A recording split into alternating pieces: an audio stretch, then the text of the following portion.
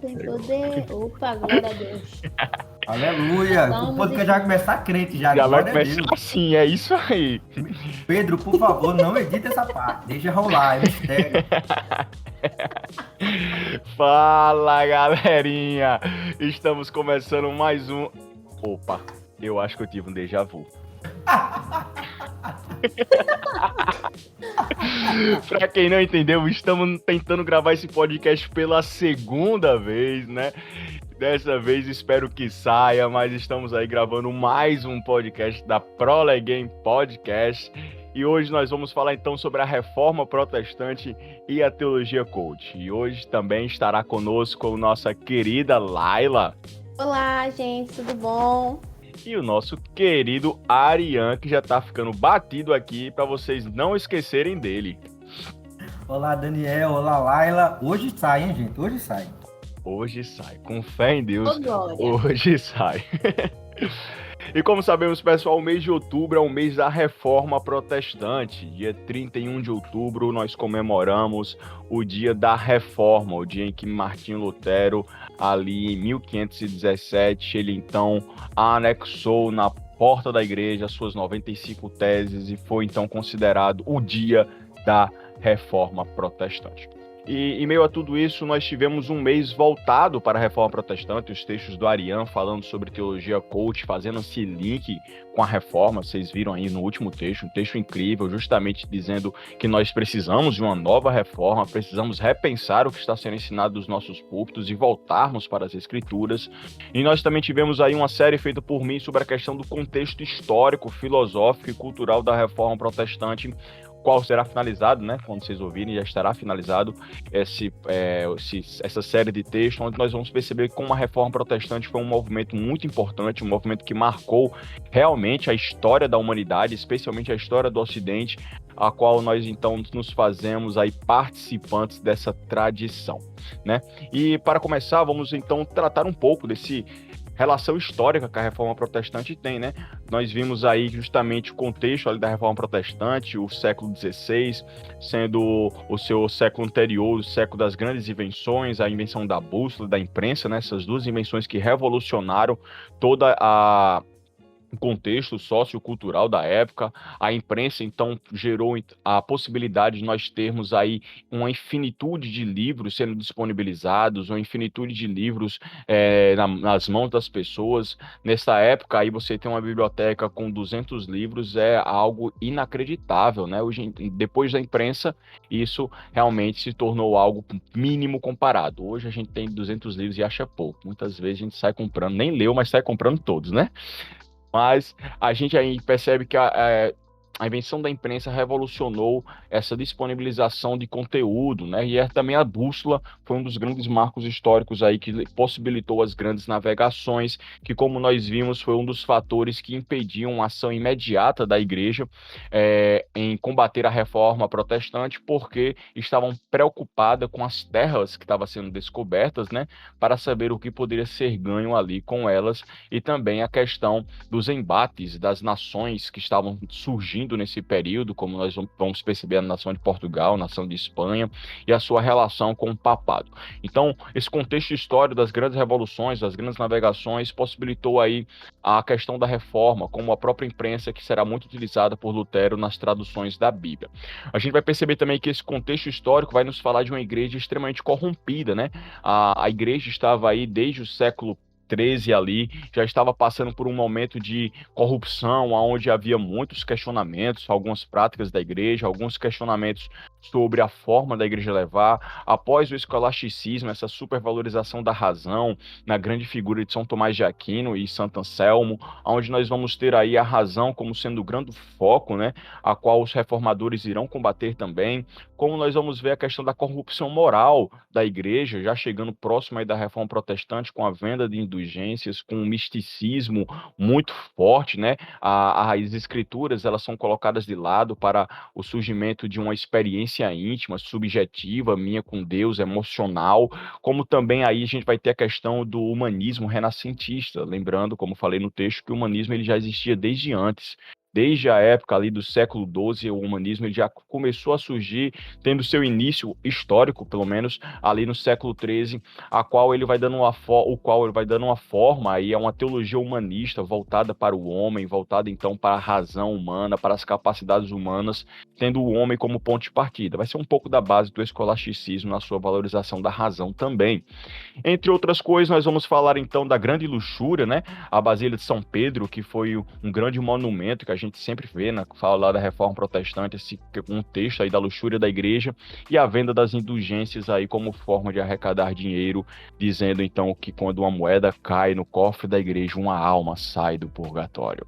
A gente ouve muito também essa grande história, onde nós podemos perceber que a corrupção moral da igreja estava aí já completamente comprometida. E aí, nesse meio termo, a gente quer focar aqui na questão do humanismo, qual o Ernest May ele faz um comentário muito oportuno quando ele diz que o homem passou a ser considerado o centro do mundo, a imagem completa de todas as coisas. O livro da natureza é agora o centro, deixando de lado o livro espiritual que é as Escrituras. Agora, o homem não deve ficar olhando para as alturas, mas para dentro de si mesmo. Há uma mudança de ótica e perspectiva, consequentemente, de valores. Então, o humanismo renascentista presente na Reforma Protestante vai trazer essa mudança de foco. A gente para de olhar para Deus para olhar para nós mesmos, né? E isso vai ser muito importante porque a gente vai perceber, justamente no podcast de hoje, como isso está muito atrelado ao contexto que nós vivemos hoje, né? Há um retorno a essa compreensão muito humanista, aonde o homem ele se torna o senhor da história, o senhor do seu próprio destino, né? Como diz ali o poema naquele filme Invictus, eu esqueci o nome do autor do poema, eu sou o senhor da minha própria história, senhor do meu próprio destino. O homem, então, se torna o grande instrumento da história, o grande instrumento, então, da existência e não mais um Deus soberano. Então, a Reforma Protestante ela vem e combate exatamente essa compreensão humanista, renascentista ali presente, que vai ser muito forte e nós podemos perceber que ainda existe esses resquícios que estão sendo restaurados em nossos dias.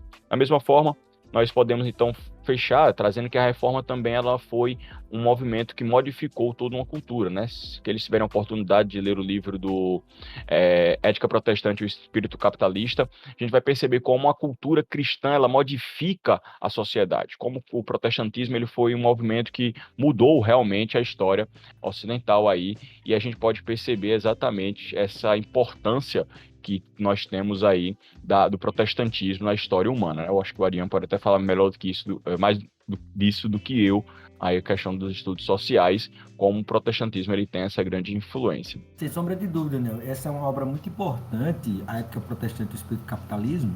A gente pode até fazer uma crítica a ela, a análise assim, do Weber sobre o protestantismo não é muito aprofundada e é carregado um pouco de preconceito.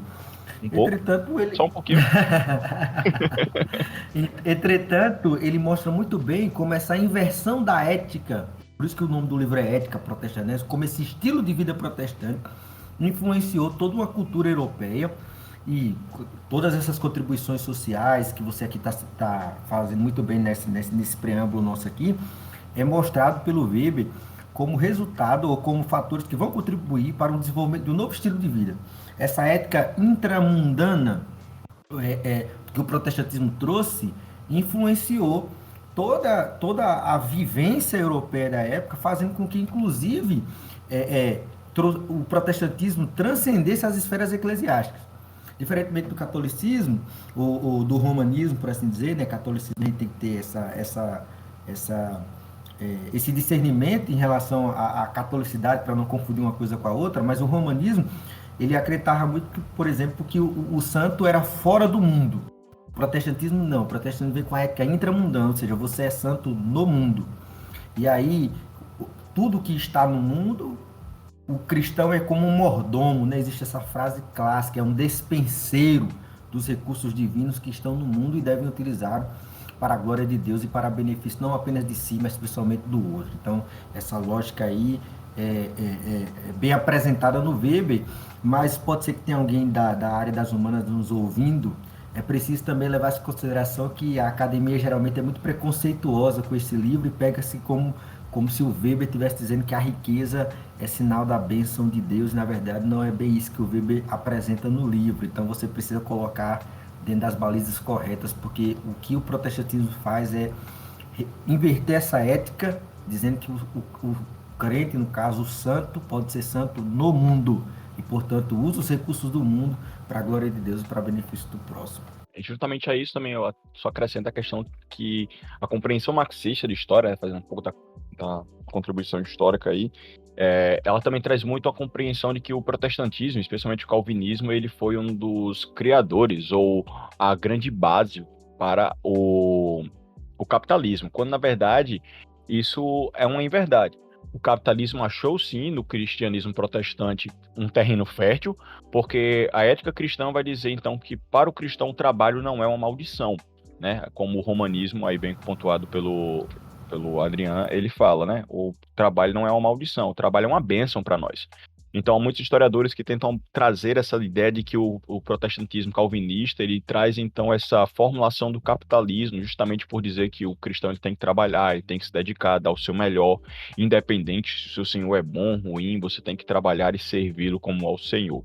Então, é muito interessante também perceber isso aí, que alguma academia muitas vezes traz essa crítica ao calvinismo, né, sem compreender bem o que está por trás, afirmando então que foi o calvinismo que criou o capitalismo, ou então foi esse grande pontapé inicial. Sim, eu queria acrescentar que, como estudante de humanas, esse foi um dos primeiros textos que passaram para a gente, né, nos primeiros períodos. E sim, existe toda essa questão da academia ter um preconceito muito grande com esse texto de Weber, né? E colocar justamente os calvinistas como os criadores do capitalismo, sendo assim os criadores de todo o mal da humanidade, né? Então, há essa demonização, digamos assim, do protestantismo desde o começo, através da obra de Weber. E Laila, no meu curso aqui das Ciências Sociais, eu vi um professor que tem doutorado, não sei das quantas, lá na Alemanha, falar sobre esse texto e dizer que o protestantismo acredita numa salvação pelo dinheiro. Eu não ri na frente dele, eu ri internamente, mas isso só prova o preconceito que a academia tem com o protestantismo. Preconceito e falta de aula de história, né? Sem Pois sombra de é, dúvida, sem sombra de dúvida. exatamente. Então, com isso, a gente consegue perceber como o protestantismo ele foi importante, né, nesse contexto. E tem uma frase, mais uma vez, citando o Amstermay, que diz que é impossível abraçar a reforma apenas no campo da religião. A reforma, em sua própria constituição, era extremamente revolucionária. Então, assim como o Lutero, o Calvino e os outros reformadores, eles transformaram a Europa, é impossível abraçar as bases da reforma protestante sem realmente trazer uma revolução cultural, uma revolução social, uma revolução econômica, uma revolução realmente de uma vida espiritual. Então, a reforma protestante ali, desde o século XVI, ela tem sido aí um grande marco para nós, aonde podemos lembrar da frase de John Stott, né, que diz que a igreja fica em pé ou cai conforme sua dependência leal às verdades fundamentais que Deus revelou aos seus apóstolos e profetas, e diante dessa compreensão de que é dependente de como estamos lidando com as grandes verdades bíblicas que a reforma, então, na verdade, os pós primeira linha de reformadores geraram aí uma compreensão das bases da reforma protestante, que foram os 5 solas, né? Os 5 solas da reforma, um tema muito falado, que estamos aí também publicando dia após dia dessa semana, um dos solas que já foram escritos no ano passado e estamos apenas repostando esse ano. E eu queria então que a Laila falasse para nós o que foram esses 5 solas da reforma protestante. Ok, eu só queria acrescentar, antes de começar a falar sobre os solas, e essa questão da leitura, de que a reforma protestante ela revolucionou também essa questão da leitura. Achei interessante que o Daniel falou que a gente tem tantos livros hoje em dia que não consegue nem ler, né, quantos tem. E eu, infelizmente, me identifico aí com essa colocação que o Dani fez. Sempre importante lembrar, né? Nosso pecado é esse. Nosso pecado é esse, realmente. Resumidamente, os 5 solas, eles são proposições teológicas que serviram como pilares da Reforma Protestante. Esses 5 solas eles surgiram para enfatizar a diferença entre a teologia protestante, que estava acabando de nascer, e a teologia católica romana, que já vinha há muitos anos ali sendo pouco a pouco corrompida. A palavra sola, ela vem do latim e significa somente ou apenas. E os nossos 5 solas, que são essas bases da reforma, é o sola fide, sola scriptura, solus Christus, sola gratia e soli deo gloria. Então vou falar um pouquinho dos 5, né, bem resumidamente aqui, para a gente ficar por dentro do que eles são. O sola fide significa somente a fé, e é o princípio que afirma que o homem ele é justificado única e exclusivamente pela fé. Não tem acréscimo das obras do mérito humano, como afirmava a Igreja Católica, ou seja, não há salvação por fé mais obras, é salvação somente pela fé. O sola scriptura significa somente a escritura, somente a Bíblia. É um sola que quer dizer que a escritura, que é a palavra do Senhor, é a única regra de fé e prática da igreja. Então, o protestantismo, ele aceita que a Bíblia é inspirada, inerrante, clara e suficiente, né? Então, nós não precisamos mais de nenhuma revelação por fora do que aquilo que já está ali escrito na Bíblia. O solus Christus, que é somente Cristo, essa foi uma reação dos protestantes contra a Igreja Católica, que estava, né, corrompida naquele tempo. E o que acontecia? Naquela época, os sacerdotes eles afirmavam ter uma posição especial. Eles afirmavam serem mediadores da graça. Então, isso acontecia, segundo eles, por meio dos sacramentos que eles ministravam, né? E é claro, a reforma foi contra isso, reforçando que Jesus Cristo é o único mediador entre o homem e Deus, né? Reforçando que ele é o caminho, a verdade e a vida e que ninguém vai ao Pai a não ser por ele. Por quarto lugar, tem o sola gratia, que significa somente a graça. Esse é bem fácil de ser entendido, né? Significa que somente por meio da graça é que o homem é escolhido, regenerado, justificado e glorificado. Então, a graça ela faz parte aí de todo o processo da nossa santificação, do processo da gente chegar até Deus, né? Assim, no nosso mais nível de perfeição, né? O que a gente pode alcançar. E é também apenas pela graça, sem mérito humano algum, que a gente recebe os dons espirituais, os talentos para serviço cristão e as bênçãos de Deus. Então, aquela questão de, faça isso que você vai receber as bênçãos de Deus, faça aquilo, é uma questão de barganha com Deus. Isso também estava acontecendo muito naquele período da Igreja Católica Romana. O último é Soli Deo Gloria, que significa somente a Deus a glória. E este pilar ele afirma que o homem foi criado para a glória de Deus e que tudo que fazemos é para glorificar a Deus. Eu gosto muito de uma expressão que é corandeu, que quer dizer que você tem que fazer tudo que você fizer, você tem que fazer sabendo que Deus está vendo aquilo. Então, fazer tudo debaixo do olhar de Deus, fazer tudo para Deus, né? E Soli Deo Glória, fazer tudo para que a glória seja do Senhor. Então, com isso, nós podemos perceber aí o grande fruto, lógico, né? Nós temos essas 5 solas aí, as bases daquilo que guiará e levará as próximas gerações de reformadores para fazer toda a diferença nas sociedades. Então, 5 solas chegam até os nossos dias com essa compreensão. Mas hoje nós não vamos falar apenas de reforma protestante. O nosso grande tema é sair de 1517 e vir para 2021, aonde nós então falaremos que os tempos são outros, mas as heresias são as mesmas, né? E aí nós trataremos sobre um tema muito atual, muito oportuno e que tem sido motivo de debates por muitas pessoas, que é a teologia coaching. E aí? Polêmica. Grande polêmica. Vou pedir então para o Arian para ele trazer para nós aí essa definição, e ele já trouxe para nós aí nos textos, mas vai falar para nós aí mais um pouco sobre o que é a teologia coaching. Pois bem, Daniel, polêmica e polêmica muito grande, né? A polêmica não é pouca. E assim, eu gostei muito da chamada, né? Os tempos são outros, mas as heresias são as mesmas. porque o que a Lala trouxe dos cinco solas, apesar de não estarem ali sistematizados no período da reforma, serve muito bem de síntese e até mesmo de princípios interpretativos do movimento da reforma protestante, né?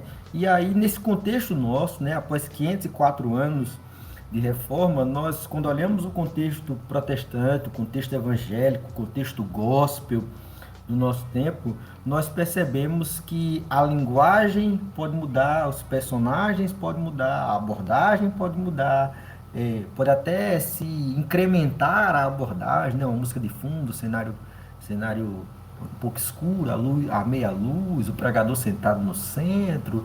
Só que o pregador ele vai e diz que você é o ponto fraco de Deus. O grande problema dessa afirmação é que ela não encontra respaldo nas escrituras.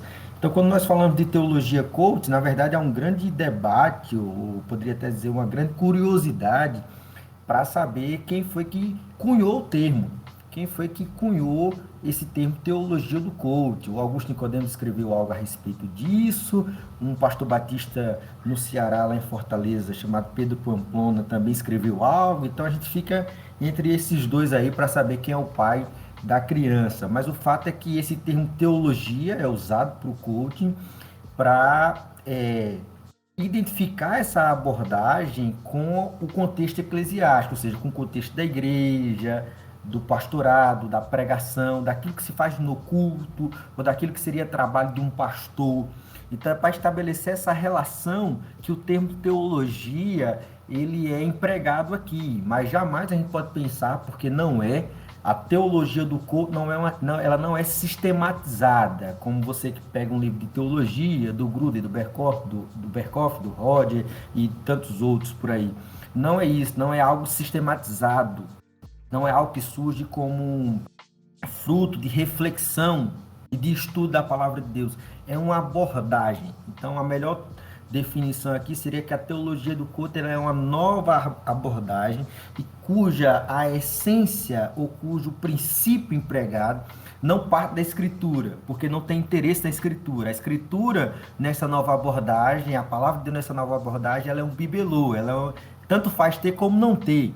Na verdade, o foco dessa abordagem é o homem, é o bem-estar, é a felicidade, é o emocional do homem. Então, tão pouco importa a escritura. O Daniel aqui, quando falou sobre o contexto da reforma protestante, nos diz que ali houve uma questão de mudança do relacionamento da espiritualidade. A espiritualidade ela não é intimista. Os reformadores tiveram que rejeitar isso. Ou seja, a teologia não é fruto de uma subjetividade. A teologia, na verdade, é fruto do relacionamento da palavra de Deus, ou com a palavra de Deus. Ou seja, a teologia é o estudo da palavra de Deus. Ela tem que ter a palavra, porque se não tiver a palavra, não é teologia. Então é por isso que o coach aqui, por mais que a gente popularmente conheçamos como teologia do coach, na verdade não passa de uma nova abordagem e aí reveste uma nova linguagem, incrementa novos elementos para velhas heresias conhecidas de qualquer estudante de teologia, de qualquer crente que ama o Senhor, que tema a Deus e que tenha seriedade no trato com a palavra de Deus, e que heresias que já foram condenadas no passado.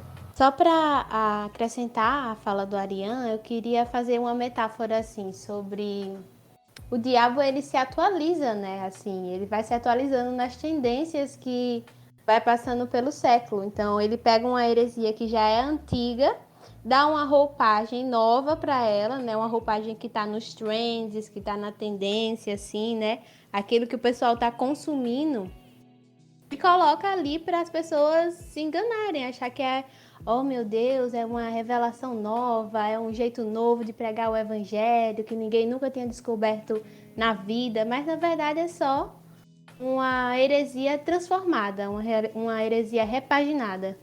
Exatamente. A gente pode perceber aí, já fazendo esse link com o que nós falamos da questão da reforma protestante, que é um retorno ao humanismo aí, né?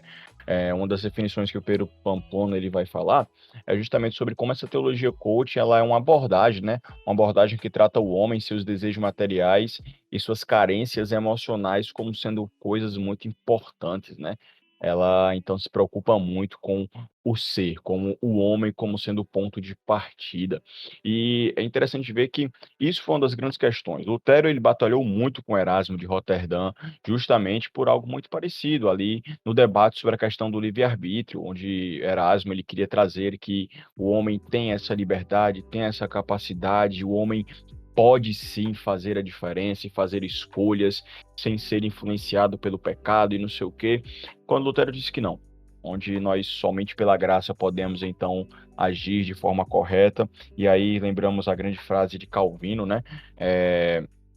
Onde ele vai dizer que tudo que há de bom em mim é Cristo e tudo que há de ruim sou eu mesmo. A gente pode perceber então que essa tentativa de trazer o homem para o centro, para acolher os seus sentimentos, as suas emoções e lhe dar capacidades além do que lhe é devido, já era algo muito frequente ali desde a época da Reforma com o humanismo, que vai gerar então aí essa grande compreensão do homem e que posteriormente, como nós vamos ver em Kant, Schopenhauer e outros filósofos que vão simplesmente tirar Deus e deixar o homem como sendo o único padrão ético-moral da existência. Então, as heresias, elas podem, como Lara falou, ser aparentemente novas, né? O Satanás, pecado por lá e lá, ele é atual, mais atualizado do que nós imaginamos. Ele é maneiro, como diziam os nossos avós. Ele está por dentro. Então, é importante a gente entender isso com essa relação aí do humanismo, né? Essa teologia.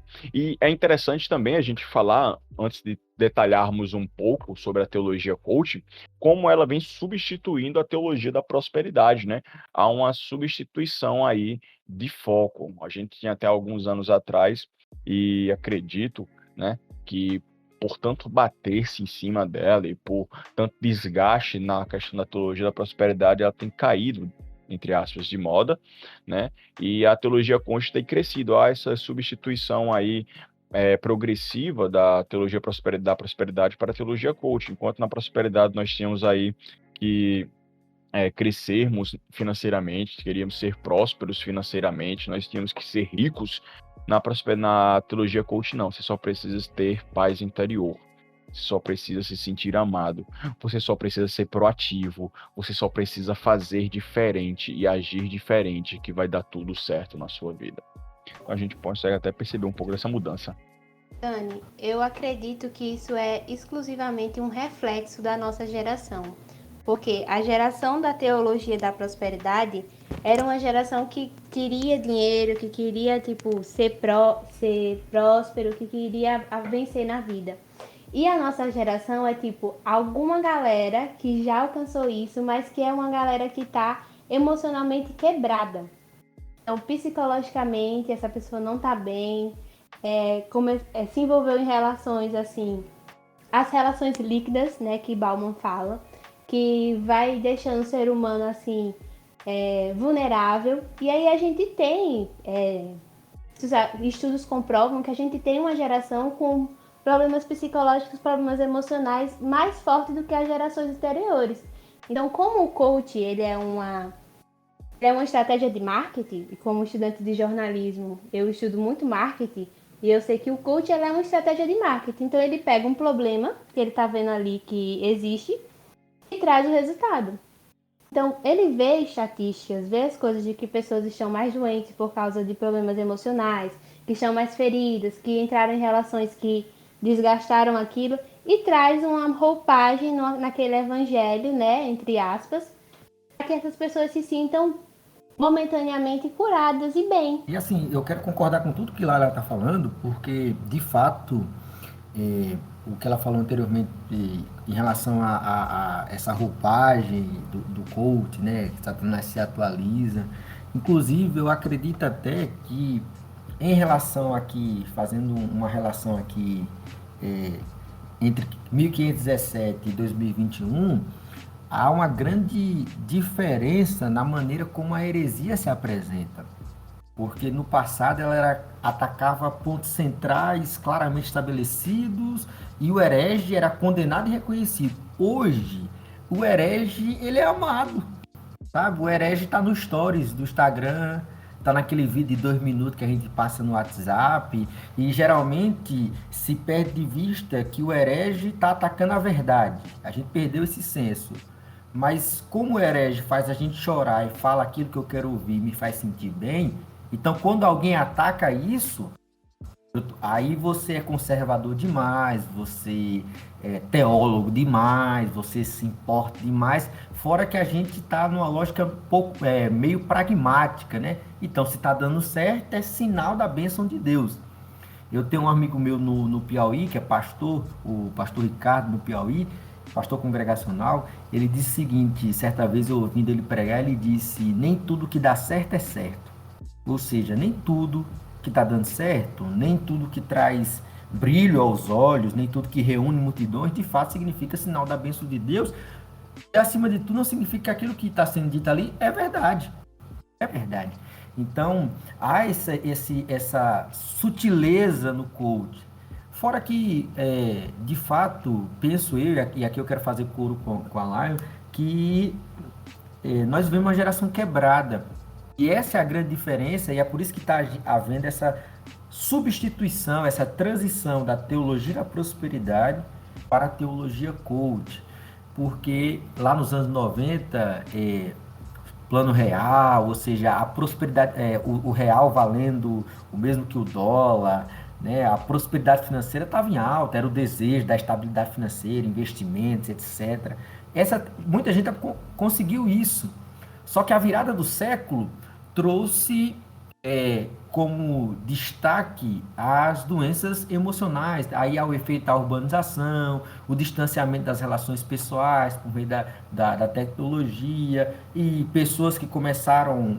O ser humano inverteu o senso de felicidade, ele não encontra mais felicidade naquilo que ele faz ou na religião, ele encontra felicidade agora nos relacionamentos, na satisfação, na aceitação. E aí quando isso não vem, a pessoa adoece emocionalmente. Então o coach ele surge nessa esteira, porque ele traz essa mensagem para uma geração quebrada, que quer ser mimada, que quer ser acariciada, que quer receber atenção e que acima de tudo quer ter o seu ego valorizado, porque o grande problema do coach é que não há confrontação. Não se há confrontação. E esse contexto que nós vivemos, esse contexto social atual, ele evita a confrontação. Ele evita a exposição do erro ou a confrontação do erro. É preferível você ignorar o erro ou reprimir a verdade do que apontar o erro. Então o coach ele surge nessa esteira. E aí encontra terreno propício. E aqui foi citado o Bauman, que é um dos que trazem essa reflexão da sociedade líquida, né, do amor líquido, dessas relações que constantemente estão em mudança, não encontram nada sólido,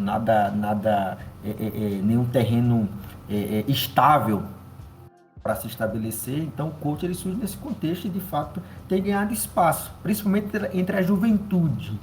A juventude que tem lidado com esses dilemas, dessas cobranças sociais, desses conflitos emocionais, em especial é um terreno fértil aí que o coach tem encontrado espaço para propagar suas ideias. Acrescento uma coisa, né? Não tem como não falar dele, então, meu querido Chesterton. É interessante justamente nisso tudo, que no passado, como o Chesterton bem coloca, o herege ele se orgulhava em não ser herege. O herege ele não queria ser herege, porque ele estudava para isso. Ele queria então trazer uma ortodoxia, mas se desviou a algum ponto. Hoje não. Hoje nós vamos perceber que não há uma preocupação com a teologia de verdade. É simplesmente um afago, é simplesmente um ser amado, simplesmente dar às pessoas o que elas querem ouvir. A gente vai perceber isso muito claro em toda essa relação que o Ariane e a Laila bem colocaram aí, aonde a nossa geração ela pede por isso, e o que é que então que os ditos pastores e pregadores estão fazendo? Estão dando aquilo que a geração está pedindo, né? Justamente como a Maria falou, não há esse confronto, não há esse combate à prática errada. E João Calvino bem dizia que não há nada que a natureza humana mais cobiça que afagos e lisonjas. Calvino já falava isso ali na sua Instituta. E é bem interessante isso. A gente não está mais preocupado em estar certo ou errado, a gente está preocupado em ser satisfeito. Então, a heresia surge e a gente não quer mais saber se é herético ou não. A gente quer saber se vai nos fazer bem ou não. Então, é muito pertinente isso. Nossa geração, os nossos jovens, eles estão pouco preocupados se o que está sendo dito no púlpito é verdade, estão pouco preocupados se estão sendo confrontados pela palavra de Deus. O que eles querem é se sentir bem emocionalmente falando, é se sentir em paz consigo mesmo, é então ter o seu ego massageado, né, acariciado, e aí segue a vida como se isso fosse o evangelho de Cristo Jesus, quando na verdade não é. Então, é bem interessante como a teologia coach ela tem surgido aí, substituindo então a teologia da prosperidade nesses aspectos, e a gente pode perceber a importância então de combatê-la, né? Não é à toa que tem sido pauta de muitas igrejas, pautas de muitos pastores. Nós tivemos aí há pouco tempo atrás a grande polêmica do Iago Martins com o livro dele, do Pedro Pamplona e do Guilherme Nunes aí, e justamente a gente vai perceber isso, né?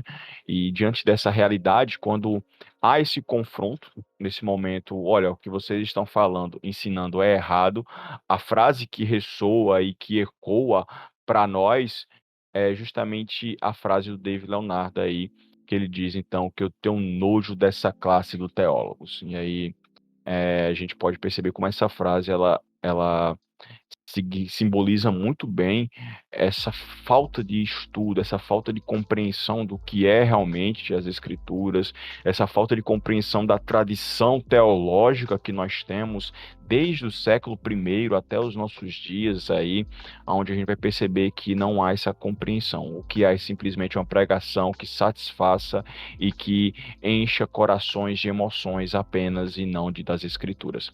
Então a teologia coach ela vem trazendo exatamente isso. Não, Daniel, e é interessante porque assim, você é pastor, como eu sou pastor, e geralmente essas frases elas surgem no contexto ministerial, no contexto pastoral. Quer dizer, a maioria delas, né, surgem nesse contexto pastoral. Porque, e aqui eu quero lembrar Calvino, já tão citado aqui nesse podcast, Calvino disse que o pastor ele tem que ter duas vozes. Uma para afastar o lobo e a outra para apacentar ou atrair as ovelhas, dependendo da tradução que você estiver lendo, o Calvino. Ou seja, o trabalho do pastor, primeiro, é com a sã doutrina, combater os lobos. Mas a mesma doutrina que afasta o lobo é a mesma doutrina que alimenta a ovelha. Não são doutrinas diferentes. Não são doutrinas separadas. Não são dois trabalhos distintos. Ou seja, quando um pastor ele sobe no púlpito e ele prega fielmente as Escrituras, e aqui eu quero fazer referência ao R6 Pro, saudoso R6 Pro, nós somos todos teólogos, ou seja, não há como separar esse trabalho da Escritura com a teologia, da Escritura com a doutrina. O meu pastor ele sobe no púlpito e expõe a doutrina, a sã doutrina, ele está fazendo os dois trabalhos ao mesmo tempo. Ele está espantando o lobo e alimentando a ovelha. Mas, infelizmente, esse sentimento reverberado em frases como essa, eu tenho nojo da classe de teólogos, muitas vezes é um sentimento que encontra espaço na igreja, no meio do rebanho. E aí vem a corroborar com isso ditados do tipo, teologia esfria o crente, teologia deixa você frio na fé, teologia cresce sua cabeça, mas diminui seu coração, e por aí vai. Então, sentimentos como esses são perigosos. Então, quando alguém reverbera isso do público, como foi o caso, eu tenho nojo da classe de teólogos, para muita gente, inclusive quando essa frase foi dita, no meu Instagram, pipocou de gente, dizendo, olha, tá vendo aí? É o que a teologia faz com as pessoas. Não! Ora, se você não tiver preparado, se você não tiver firmado na doutrina, ou seja, capacitado para identificar o erro, então há um problema. Se você não tem interesse na doutrina, há um problema. Então, nós precisamos, e não só como cristãos, mas pastores, de obreiros, de presbíteros, de todos aqueles que lidam com o ensino de alguma maneira, entender que nós temos um papel fundamental de ensinar a sã doutrina, de firmar os nossos catecúmenos, vou assim dizer, na sã doutrina, na palavra de Deus, a fim de que eles também sejam capazes de reproduzir essa doutrina para outros, e assim espantar os lobos e alimentar as ovelhas. Então esse trabalho da sã doutrina, esse trabalho do púlpito, esse trabalho de todos aqueles que ensinam a palavra de Deus é fundamental. Exatamente. E já pegando um gancho, né? Já pegando essa compreensão desse trabalho teológico, então vamos começar a definir ou mostrar quais são os grandes problemas da teologia coach para a igreja, né? Qual é esse perigo que a teologia coach ela tem trazido para dentro das igrejas de forma muitas vezes imperceptível pela maioria dos cristãos, né?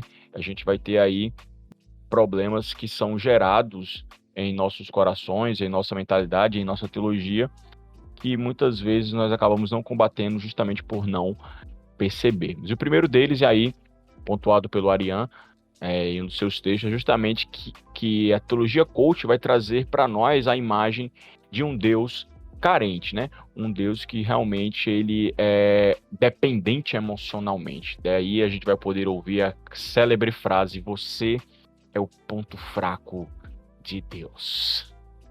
Nossa, quem não quer ouvir isso? Cara, eu quase choro agora com essa frase. Brincadeiras à parte, mas um dos problemas do coach é exatamente essa visão de Deus que é passada. Ou seja, um Deus que é subserviente às carências humanas, um Deus que é incompleto, essa é a verdade, um Deus que é incompleto, um Deus que necessita de algo, ou um Deus até mesmo impotente. Por exemplo, uma das famosas frases de um dos difusores dessa nova abordagem diz que ele está numa palestra, eu não vou citar o nome, né, para não ser processado, brincadeira. Ele está numa palestra, ele usando lá o exemplo daquele que ele chama de plano transcendental, ele vai dizer que, por exemplo, Deus tem um lápis, mas as nossas decisões são as borrachas, ou é a borracha. Então isso mostra um Deus que é impotente, um Deus que é subserviente, um Deus que, na verdade, o poder não está nesse Deus, o poder está no homem. Inclusive para desfazer os decretos e os planos de Deus. Então, esse é um dos problemas do coach. Aí quando você vê grandes nomes da história da igreja e teólogos que a gente lê até hoje, como Santo Agostinho, ao falar da Trindade, Santo Agostinho vai argumentar que a Trindade ela é perfeição, ou seja, Deus se satisfaz em si mesmo. E é só porque Deus é suficiente em si mesmo, só porque Deus satisfaz a si mesmo em sua trindade, nesse relacionamento do Pai, do Filho e do Espírito, é que ele pode satisfazer a nós completamente. Um Deus incompleto, um Deus que não é suficiente em si mesmo, não seria capaz de satisfazer-nos completamente. Ou seja, nós estaríamos lidando com um Deus que sempre deixaria a desejar. E esse é o problema do coach. E, inclusive, eu acredito que o coach, daqui a algum tempo, ele vai precisar se reinventar, vai precisar fazer alguma coisa, vai precisar ter uma estratégia diferente, porque esse discurso ele não vai satisfazer mais a audiência, porque ele sempre vai apresentar Deus mais alguma coisa, ou seja, Deus mais o bem-estar, Deus mais a emoção, Deus mais a riqueza, como é o caso da teologia da prosperidade. Então, Deus incompleto não é o Deus cristão. Por isso que num dos textos lá do prólogo, eu disse que Deus não é carente. Deus não sofre de carência. Ou seja, nosso Deus não sabe o que é sofrência, tá? Então, eu concordo com o que o Arian falou e eu usei um termo na nossa antiga tentativa de gravar esse podcast, que foi que a teologia coach está construindo um Deus à la carte.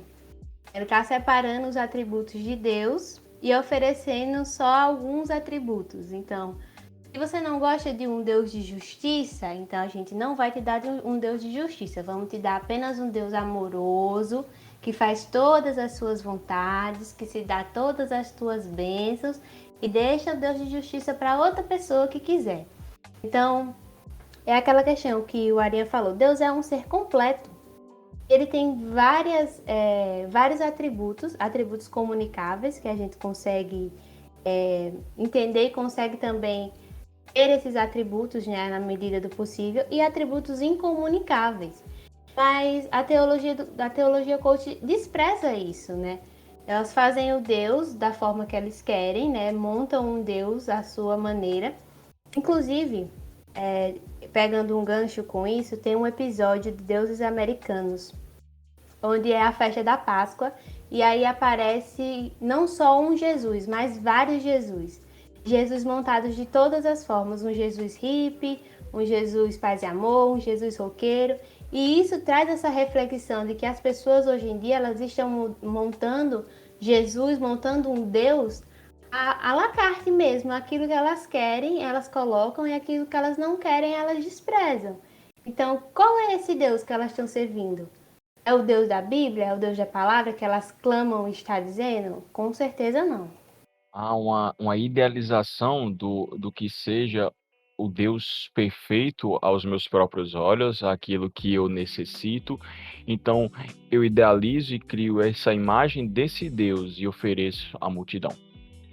Com essa ideia que a Clara bem falou e a gente gostou muito, principalmente a ideia de um Deus à la carte, traz para nós. Então, a gente vai dar para as pessoas aquilo que elas querem ouvir sobre esse Deus que elas querem ouvir que ele existe.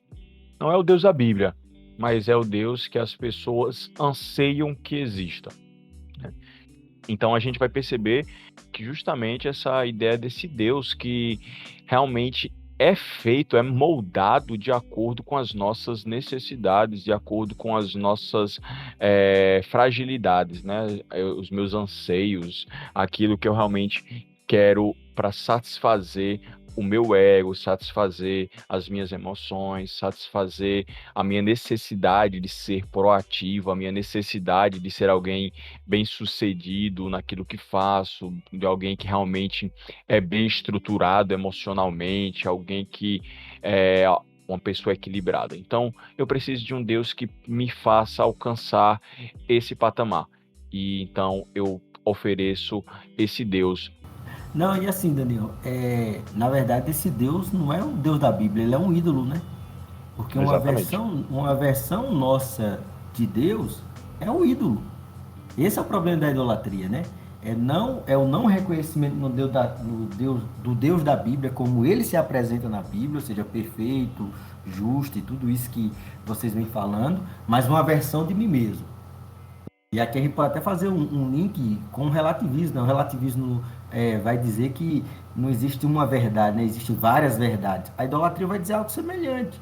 Não existe um Deus, existem vários deuses. E ainda vai apresentar uma proposta, vamos dizer assim, mais vantajosa. Ou seja, você pode fazer a versão de Deus da sua preferência. Por isso que a expressão da Lara foi muito feliz quando disse que é Deus à la carte. Ou seja, na minha versão de Deus eu só coloco aquilo que é do meu interesse, aquilo que me incomoda eu desconsidero. E nesse contexto a gente percebe então essa supervalorização para que então eu me sinta importante. Só que aí não é tudo, né? Se a gente já tem um grande problema dessa compreensão, a gente não consegue perceber o quanto isso afeta a ideia bíblica de relacionamento com Deus. Esse Deus carente, que é feito a partir daquilo que eu penso, aquilo que eu anseio, ele foge completamente da compreensão que nós temos do Deus real, do Deus triuno, que em sua triunidade, na sua trindade, nos revela como nós devemos nos relacionar. E aí, a gente precisa abandonar as escrituras para abraçar esse Deus carente desses teólogos coaches, né? Até difícil chamar de teólogo de pregador, não sei nem como defini-los. Desses coaches que nós temos, porque eles rejeitam exatamente a compreensão bíblica dessa forma de olharmos para Deus, essa forma de nos relacionarmos com Deus que Cristo nos apresenta. É jogado fora ali João 17, na oração sacerdotal, onde Cristo ele nos revela como deve ser a nossa relação, essa relação de sacrifício, essa relação de discipulado, essa relação de unidade, essa relação de amor, a qual nós precisamos ter com esse Deus que é completo, esse Deus que é o Deus das Escrituras, esse Deus que traz para nós características divinas, características próprias, onde há uma equalização de seus atributos, para simplesmente entregar às pessoas que elas podem se relacionar com Deus como elas acham que podem, como elas acham que é o melhor para elas e não exatamente como a Bíblia nos ensina que nós devemos realmente nos relacionar. Então, é muito complicado porque a gente vai exatamente de encontro com aquilo que as escrituras ensinam e as pessoas parecem que não percebem, parece não, elas simplesmente não percebem como isso afeta exatamente em nossa teologia. É importante a gente perceber como a gente vai deformando a nossa cosmovisão, a gente vai deformando a nossa compreensão bíblica para então permitir que uma satisfação pessoal domine os nossos corações. E aí, como a Ariane falou, nós criamos ídolos, nós criamos deuses à nossa imagem e semelhança, e não está muito distante daquilo que os gregos fizeram ali, criando deuses parecidos consigo. Então, a gente pode perceber como isso afeta e modifica completamente a nossa compreensão. Sem dúvida, né? E sabe o que é interessante? Que quando essas pessoas elas são confrontadas, geralmente elas se agarram a algum aspecto e ignoram todos os demais. Por exemplo, vou exemplificar. Geralmente, quando você confronta alguém que, vamos dizer assim, crê ou segue algum coach pregador ou algum difusor dessa nova abordagem, eles se agarram, eles precisam se agarrar a alguma coisa que é verdade. Por exemplo, Deus é amor. O grande problema é que eles se agarram a isso e não percebem que a Escritura vai nos dizer, sim, que Deus é amor, mas que não há como separar o amor de Deus da sua justiça, que não há como separar o amor de Deus da sua soberania, que não há como separar o amor de Deus da sua santidade. Então, elas se agarram a isso e ficam, não, Deus é amor. Aí você argumenta, mas elas dizem, mas Deus é amor. Aí você argumenta, contra-argumenta novamente, elas dizem, não, mas Deus ama. Olha só o que ele fez na Bíblia, em favor de fulano, em favor de ciclano na Bíblia. Não, Deus ama. Sim, é verdade que Deus ama. Mas essa verdade, ela não está separada de outras que a Escritura nos diz a respeito de Deus. Não há como considerar o amor de Deus sem implicações éticas. Não há como considerar o amor de Deus sem encarar a realidade do pecado. Não há como falar do amor de Deus sem falar da sua soberania. Ou seja, não há como separar. Tá? Então, assim, a gente precisa falar sobre isso e entender que quando Deus se apresenta como amor, ele está falando de completude, de suficiência, de soberania, de poder, de relacionamento. Então, não há como separar essas coisas.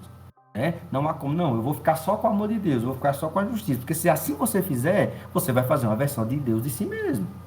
Essa é a verdade.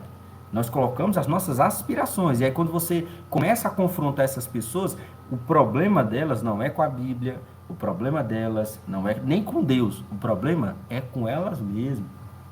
Porque elas projetam em Deus alguma carência. Elas têm uma ideia de Deus. Lembra aqui a história de Naamã, né? Naamã, lá, o comandante sírio, que foi curado lá ao tomar banho lá no Jordão, né? A mergulhar 7 vezes no Jordão. E é interessante como a cura de Naamã chega diante de Eliseu cheio de expectativas, né? Tanto quando essas expectativas elas não são supridas, Naamã fica pé da vida. Diz o texto lá de 2 Reis capítulo 5, pensava eu. Olha como, ou seja, havia um imaginário, havia uma ideia de como aquela cura aconteceria. Aí chega lá o dia do Eliseu, o Eliseu nem sai para falar com ele e ainda diz assim, vai lá, deu um 7 mergulho lá e você vai ser curado. Ou seja, há essa grande expectativa. É por isso que a gente precisa apresentar Deus como ele se apresenta na Escritura. Exatamente. Porque assim a gente vai apresentar ele verdadeiramente. Se assim não for, a gente vai apresentar versões de Deus e não Deus real. Exatamente. Aí, contrastando com a fala de Laila, se a teologia coach ela apresenta para nós um Deus à la carte, precisamos então retornar à ideia de que Deus, na verdade, é um prato feito, é um PF. Tá pronto. É aquilo dali. Gostei. Muito boa, gostei. Então, é aquilo, não tem o que mudar. Deus da Bíblia é esse Deus que nós encontramos. Não podemos diminuir nada, nem acrescentar nada. Então, essa compreensão precisa estar muito clara em nossas cabeças. A nossa pregação, a nossa fala tem que ser pautada e guiada pelas Escrituras. Não é pelos meus medos e anseios, não é pelos meus achismos, mas sim por aquilo que a Escritura estabeleceu, ou melhor, pré-estabeleceu para que nós, então, possamos definir quem Deus é e como devemos nos relacionar. Exatamente. E essa questão, Deus também requer coisas de nós. Ele não está aqui só para dar coisas a gente. Ele requer, é um relacionamento. Relacionamento, eles são através de duas pessoas. Não adianta uma pessoa só dar e a outra pessoa só receber. Então, eu já vi pessoas postando stories com mensagens daquele pregador que botou a musiquinha de fundo. E aí, logo em seguida, postando vários outros stories, fazendo totalmente o contrário daquilo que o Senhor recomenda, daquilo que o Senhor exige na sua palavra. Aí essa pessoa usa aquele velho jargão, só Deus pode me julgar. Eu fico pensando, você não tem medo disso? Porque isso é uma palavra, isso é uma frase para mim muito chocante. Só Deus pode me julgar. Eu tô muito, muito, muito perdida, viu? Se só Deus pode me julgar. E aí é essa questão, as pessoas querem o amor de Deus, querem o perdão de Deus, querem a compaixão de Deus, mas não querem um relacionamento com Deus, querem só ouvir aquela mensagem bonitinha e continuar fazendo todas as outras coisas que Deus reprova, que Deus abomina. Então, assim, eu quero concordar com a Lara, porque esse é um dos problemas também do culto. É a chamada hipergraça, ou seja, as pessoas também se apegam a um aspecto e se agarra a isso, e você surge, e você tem que lidar, na verdade, com essas frases, né? Só Deus pode me julgar, Deus se importa com o coração, né? Hoje eu vi um famoso apresentador de TV dizer que Deus não está na igreja, por exemplo, né? Então, assim, você tem que lidar com essas coisas. Por quê? Porque as pessoas, elas não querem entender que Deus, sim, deseja relacionar-se conosco, deseja relacionamento conosco, mas nos termos dele, não é nos nossos termos. Os termos da aliança não é feito por nós, não é proposto por nós, mas é proposto pelo próprio Senhor. E aí é comum, por exemplo, você ver, por exemplo, o Robinho, que inclusive é citado lá no livro do Iago, do Pedro e do Guilherme Nunes. O Robinho, que foi acusado e condenado na Itália por violência sexual, ele afirmar que só Deus pode julgar ele. Por quê? Por que isso? Por que é que Neymar, por exemplo, que não demonstra ter nenhum tipo de compromisso com o evangelho, com a verdade de Deus, por que é que ele gosta tanto desses caras?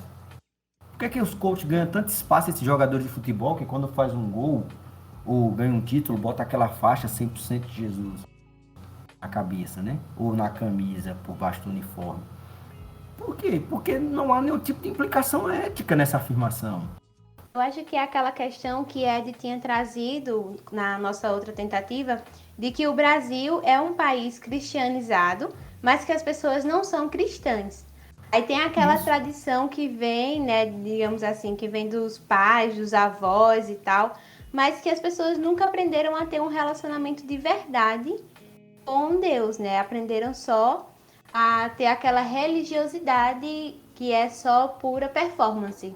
Perfeito, perfeito. E fica se relacionando com Deus na base da barganha, né? Ou seja, na base da necessidade. O que eu preciso, Deus dá. Então não importa como está a minha vida. Então eu vou orar, vou buscar Deus, Ele vai me dar. Então esse é um problema. O Bonhoeffer, lá meados, no contexto da Segunda Guerra, já enfrentava algo parecido, né? Ele escreve lá o clássico Discipulado, no capítulo 2, ele fala sobre a graça barata. Ou seja, o que a gente vive é um barateamento da graça. Essa graça que não confronta, essa graça que não expõe pecado, essa graça que não aponta o defeito nas pessoas. Ou seja, há um problema. Você quer se relacionar com Deus, mas você tem um obstáculo, né?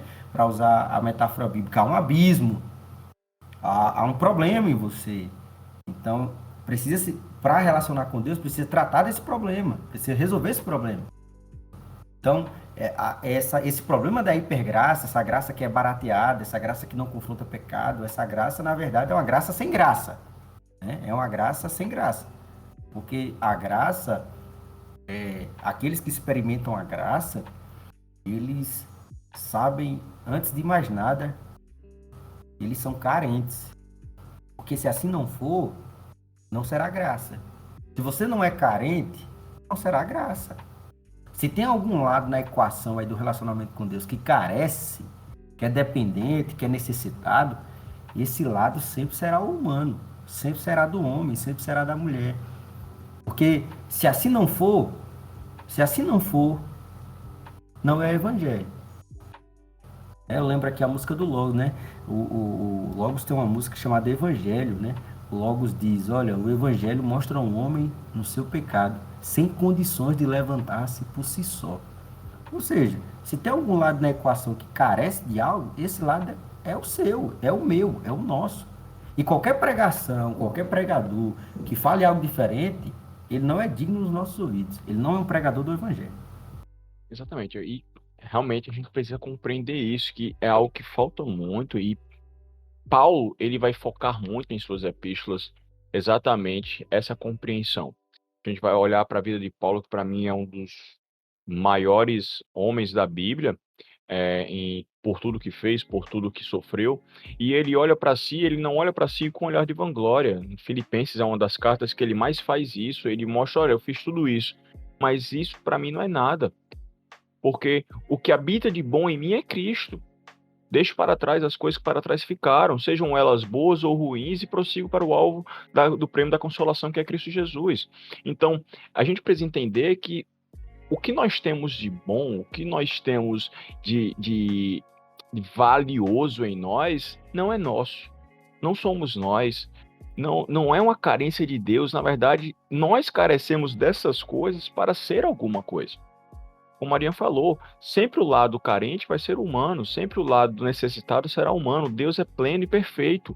E ele, então, justamente dá a nós um pouco daquilo que nós precisamos, que é a, a presença dele em nós, que permita que nós possamos ser bons, que permita que nós possamos ser pessoas que realmente agem de forma correta, agem de acordo à nossa imagem e semelhança de Deus. Porque senão, a nossa tendência é o pecado, como Lutero falou.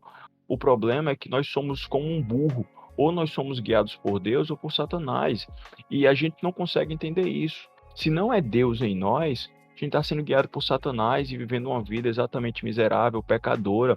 As obras podem ser boas, mas o coração é mau, é cruel e continua realmente reproduzindo práticas ruins. Então, se eu não entendo isso, e a graça que eu ouço na minha igreja pelo pregador, dizendo então que eu não preciso mudar, dizendo então que eu posso ficar do jeito que eu estou, dizendo então que eu não preciso me converter dos meus maus caminhos, dizendo que eu não preciso lutar contra o pecado que habita em mim, não é evangelho, não é escritura, não é discípulo de Cristo.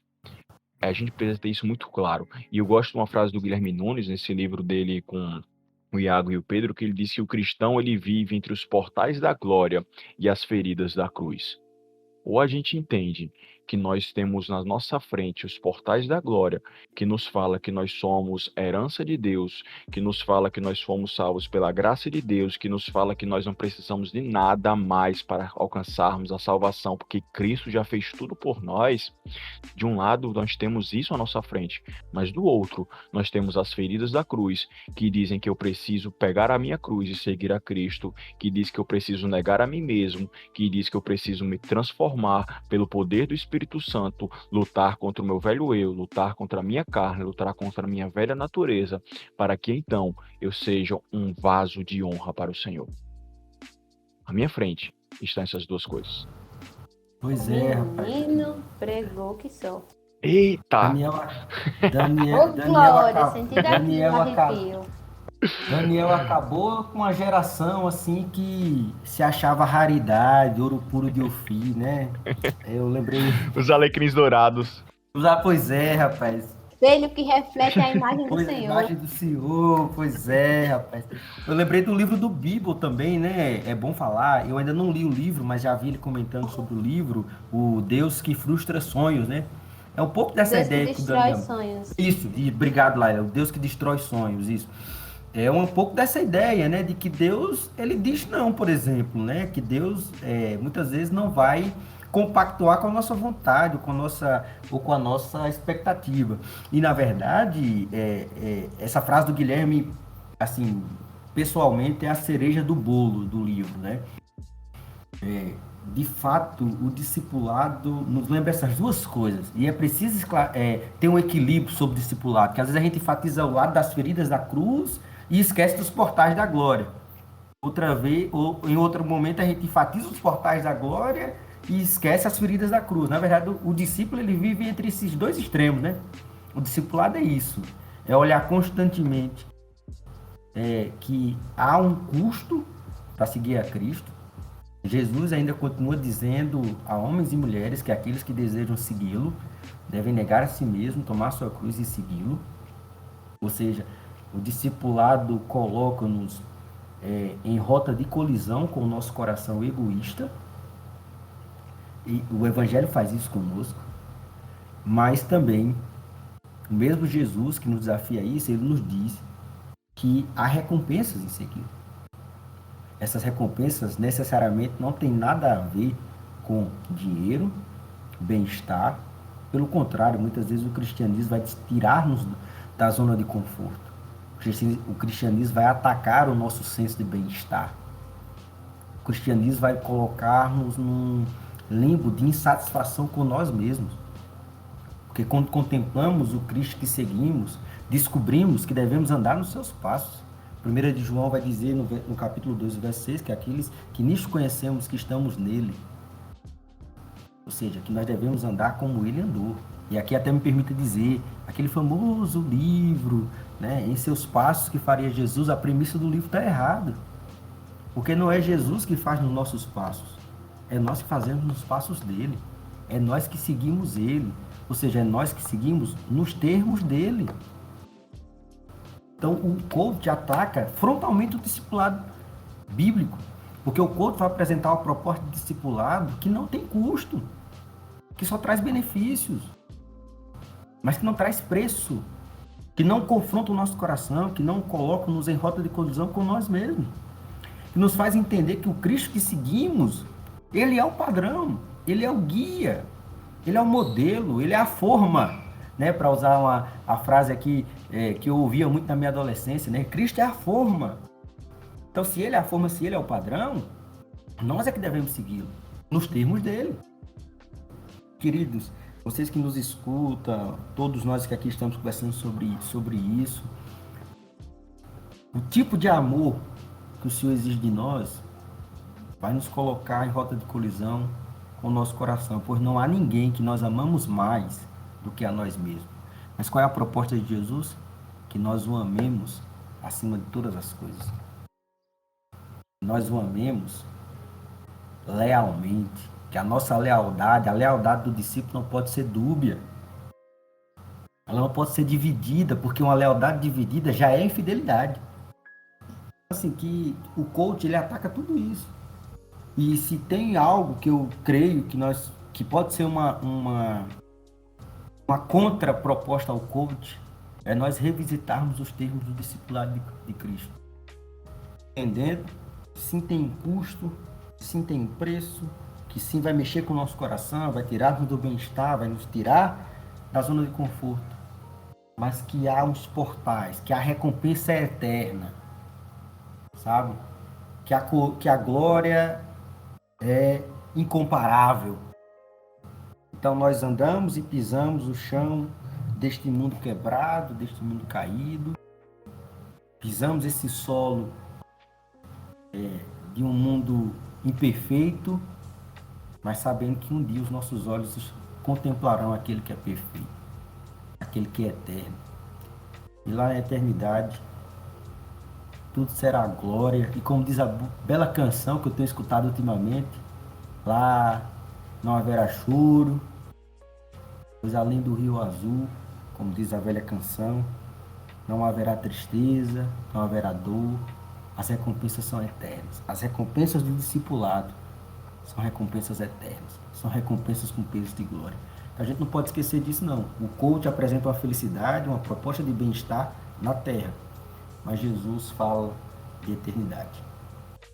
Caminhando então, depois de toda essa apresentação de que nós precisamos realmente assumirmos, né? Assumir os custos do discipulado cristão. Queremos então finalizar, caminhar para o fim, já estamos caminhando, na verdade, mostrando aí o como tratar e responder a teologia coach. Trazer então aquilo que a reforma estabeleceu como sendo a sua base para combater aqueles problemas teológicos e práticos de sua época, que foram os 5 solas. Então, para nós hoje, acredito também ser muito importante nós entendermos aí como realmente nós devemos seguir, né? E os 5 solas vão trazer para nós exatamente essa compreensão do que nós precisamos focar. Não somos nós, não é por nós, não é por uma graça barata, não é para satisfazer o meu ego, mas a nossa vida precisa, como a própria Laila trouxe para nós, trazer a compreensão do Corendil, a compreensão de que estamos na presença de Deus e tudo quanto fizermos deve ser feito para a glória dele. A nossa vida deve então trazer aí para nós exatamente essa compreensão, como precisamos entender que não é pelas nossas obras, não é pelo nosso equilíbrio emocional, não é pela nossa satisfação pessoal, mas é pela graça e somente pela graça, como também é somente por Cristo e nos passos de Cristo, como o Ariane bem pontuou aqui, que nós então vamos conseguir ter um discipulado correto, nós vamos tomar a nossa cruz, nós vamos seguir a Cristo. E aproveitando que ele citou o Grupo Logos, cito outra música do Grupo Logos que diz que nós precisamos ser obreiros aprovados, né? Logos ele canta e a gente precisa, e é somente em Cristo que nós vamos ser obreiros aprovados, né? E aí, para sermos esses obreiros aprovados, nós precisamos de 2 coisas: somente fé e somente a Escritura. Somente pela fé é que nós vamos então agir de forma correta, e é a Escritura, é as Sagradas Escrituras, então, que será o nosso guia de fé e prática. Será o nosso guia para dizer então aquilo que nós precisamos ouvir, que é: precisamos de Cristo, precisamos mudar, precisamos nos converter dos nossos maus caminhos, precisamos assumir os custos. Então, como um ponto para nós combatermos, um dos pontos, e aí deixo aberto para os meninos também, é esse retorno aí a essa contrapartida que a reforma também deixou para nós, que foram os 5 solas, que também nos ajudam muito a nós rejeitarmos a teologia coach, né? Uma igreja que tem uma boa teologia, uma igreja que vai trazer a compreensão dos 5 solas, uma compreensão da tradição reformada, essa compreensão do que foi a reforma protestante, vai nos mostrar exatamente como nós podemos combater essa teologia que tem destruído a vida espiritual de muitos cristãos em nossos dias. Eu acho que a primeira coisa que eu queria destacar é o sola escritura, né? Porque a gente lendo a palavra e conhecendo a palavra, a gente se conhece. E aí, a partir desse momento, a gente vai conhecer e vai desmistificar aquela frase, Deus conhece meu coração. E que essa frase, a partir da ótica da Escritura, nos faça cair de joelhos diante da presença do Senhor, pedindo perdão justamente por isso, porque o nosso coração é podre. Assim como Agostinho fez de se derramar nos pés do Senhor, dizer: Senhor, mesmo eu sendo um ser tão indigno de ser amado, ainda assim tu me amas, e ter vergonha mesmo assim, vergonha do nosso coração, e não usar essa frase como uma frase de acalento para o nosso ego, né? Dizer assim: Deus conhece meu coração, mas que essa frase ela traga tremor e temor pra gente, temor de Deus, né? E isso só acontece quando a gente se dedica à leitura das Escrituras para conhecer o nosso próprio coração, né? Que é totalmente depravado.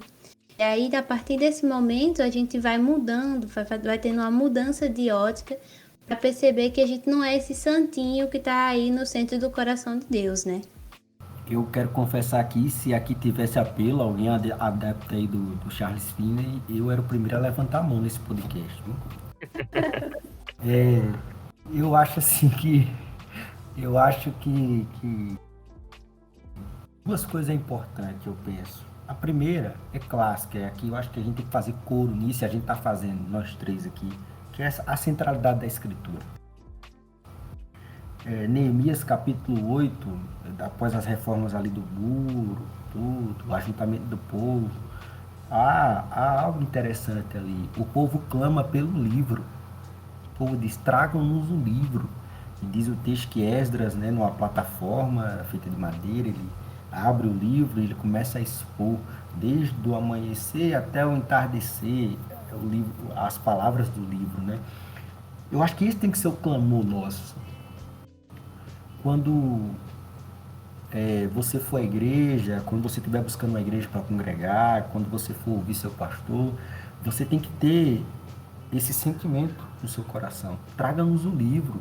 Nós não queremos contos da carochinha, nós não queremos histórias, nós não queremos é, exaltação de si mesmo. Traga-nos o livro. Traga-nos o livro.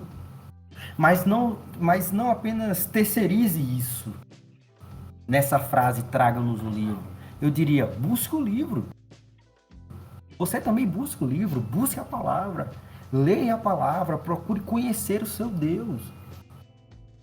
Procure conhecer esse Deus que se revelou na palavra. Nós precisamos nos apaixonar pela Escritura, nós precisamos ter paixão no coração, sabe? O coração precisa queimar todas as vezes que você estiver lendo a palavra de Deus, sabe? Eu não estou falando aqui de meras sensações, não é isso que eu estou falando. Eu não estou falando de um cristianismo sensitivo, eu estou falando de ter paixão em conhecer, de estudar a palavra, de ler a palavra, de buscar conhecer a palavra, sabe? A gente brinca muito com o Salmo 119, mas o Salmo 119 é um salmo em que o salmista se preocupa muito com a palavra, ele fala tão bonito da palavra, ele mostra que, ele pede que a palavra vivifique o seu coração, sabe? Ele diz que deve guardar o coração nas suas palavras para não pecar contra o Senhor.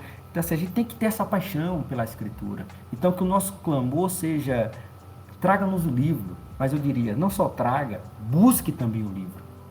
Seja você um estudante da palavra de Deus. E eu não falo apenas para pastores, seminaristas, missionários, professores de escola dominical. Não, eu estou falando para todos nós. Gente, Lutero, quando a reforma, né, ganhou proporções maiores, o primeiro trabalho dele foi traduzir a Escritura. Foi colocar a Escritura na língua do povo.